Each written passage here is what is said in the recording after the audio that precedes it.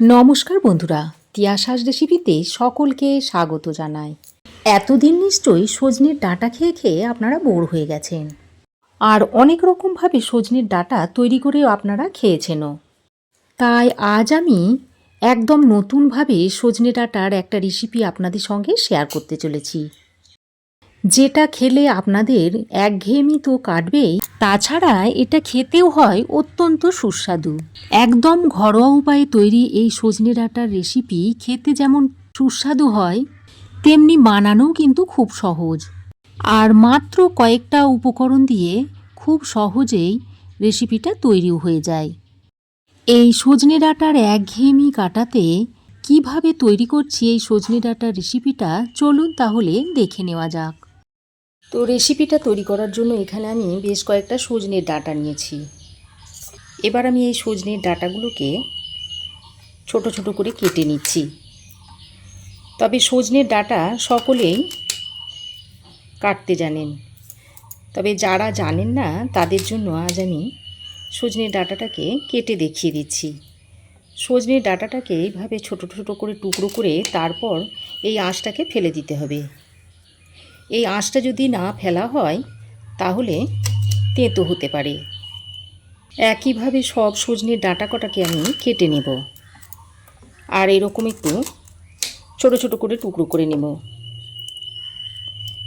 তারপর আঁশগুলোকে এইভাবে তুলে ফেলে দেব।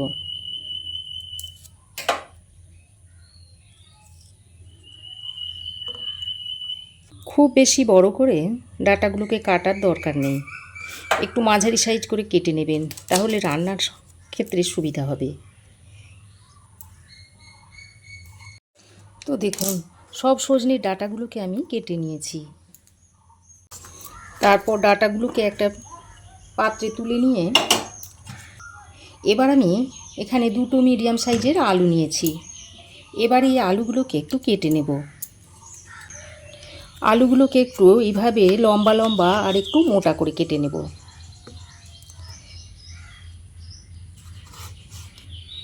এইভাবে আলুগুলোকে একটু মোটা মোটা করে কেটে নিচ্ছি। তো আলুর খোসাগুলো আমি খুব ভালো করে ছাড়িয়ে নিয়েছি। তারপর আলুটাকে একটু মোটা আর লম্বা করে এইভাবে কেটে নিচ্ছি। লম্বা, মোটা বা গোল যে কোনো শেপে আপনারা আলুটাকে কেটে নিতে পারেন। আলুটা কেটে নিয়ে আমি আবারও জলের মধ্যে ডুবিয়ে দিয়েছি, এতে করে আলুটা আর কালো হবে না। এবার আমি একটা মশলা তৈরি করে নেব। তার জন্য একটা ছোট বাটির মধ্যে নিয়ে নিচ্ছি 1 টেবিল চামচ পরিমাণ তেল। ওরই সঙ্গে দিয়ে দিচ্ছি 1/2 চামচ পরিমাণ কালো সর্ষে, আর নিয়ে নিচ্ছি একটা কাঁচা লঙ্কা। এবার তিল, সর্ষে আর কাঁচা লঙ্কাটাকে আমি শিলে বেটে নেব। তিল, সর্ষে আর কাঁচা লঙ্কাটাকে এইভাবে আমি শিলে বেটে নিয়েছি। এবার আমি রান্নাটা করার জন্য প্রথমেই কড়াই গরম করে দিয়ে দিচ্ছি সর্ষের তেল। তেলটাকে ভালো মতো গরম করে নিয়ে এবার কেটে রাখা আলুগুলো দিয়ে দিচ্ছি। আলুগুলো দিয়ে তেলের সঙ্গে ভালো করে নেড়ে চেড়ে মিশিয়ে নিচ্ছি। তারপর আলুগুলোকে একটু হালকা করে ভেজে নিতে হবে। আলুগুলো ভাজার সময় প্রথমে আমি কিন্তু নুনটা দিইনি, নুন ছাড়াই আমি আলুগুলোকে এইরকম একটু ভালো করে ভেজে নিয়েছি। এরপর আমি আলুর মধ্যে দিয়ে দিচ্ছি স্বাদ মতো নুন, একটু হলুদের গুঁড়ো, আর ঝালের জন্য দিয়ে দিচ্ছি একটু লঙ্কার গুঁড়ো। এবার নুন, হলুদ আর লঙ্কার গুঁড়োটা দিয়ে আলুর সঙ্গে ভালো করে মিশিয়ে নিচ্ছি। তারপর এখানে আমি দিয়ে দিচ্ছি একটা টমেটোটাকে আমি 4 টুকরো করে দিয়ে দিলাম। এবার মশলাটা যাতে পুড়ে না যায় সেই জন্য অল্প পরিমাণে একটু জল দিয়ে দিয়েছি। এইভাবে যদি জলটা দিয়ে মশলাটাকে কষানো হয় তাহলে মশলাটা পুড়ে যাবে না। তাই এইভাবে জল দিয়ে দিয়ে মশলাটাকে আলু ও টমেটোর সঙ্গে কষিয়ে নিতে হবে। তো এইভাবে আমি প্রায় 2-3 মিনিট মতো কষিয়ে নিয়েছি। এবার আমি এর মধ্যে দিয়ে দিচ্ছি কেটে রাখা ডাঁটাগুলো। তবে ডাঁটাগুলোকে আমি আলাদা করে ভাজিনি, এই একসঙ্গে দিয়ে আলুর সঙ্গে ডাঁটাগুলোকে বেশ ভালো মতো কষিয়ে নিতে হবে। তবে আমি মনে করি যে ডাঁটা ভাজার কোনো দরকার নেই, এইভাবে আলুর সঙ্গে ডাঁটাগুলোকে 3-4 মিনিট মতো কষিয়ে নেব। আর এই সময় আমি চিনিটা দিয়ে দিচ্ছি। আর এই সময় চিনিটা দিয়ে দিলে ডাঁটা আলুর মধ্যে নুন আর চিনিটা খুব ভালোভাবে মিশে যাবে। এবার আমি একটা ঢাকনা লাগিয়ে গ্যাসের ফ্লেমটাকে লো টু মিডিয়ামে করে 3-4 মিনিট মতো কষিয়ে নেব। এবার আমি এই রান্নার একটা স্পেশাল মশলা তৈরি করে নেব। তার জন্য একটা মিক্সিং জার নিয়েছি। এবার আমি এই মিক্সিং জারের মধ্যে এই হাফ বাটি মতো নারকেল কুচিয়ে দিয়ে দিচ্ছি। এবার এর মধ্যে অল্প পরিমাণে একটু জল দিয়ে দিচ্ছি। তারপর এই নারকেলটাকে জল দিয়ে ভালো করে বেটে নেব। তো দেখুন, নারকেলটাকে আমি এই রকম মিহি করে বেটে নিয়েছি। এবার আমি নারকেলের মধ্যে 1 বাটি গরম জল দিয়ে দিলাম।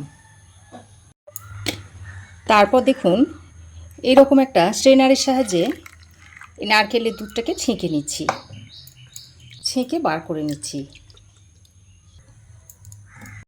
তো দেখুন, নারকেলটা বেটে আমি এই রকম একটু ঘন দুধ বার করে নিয়েছি।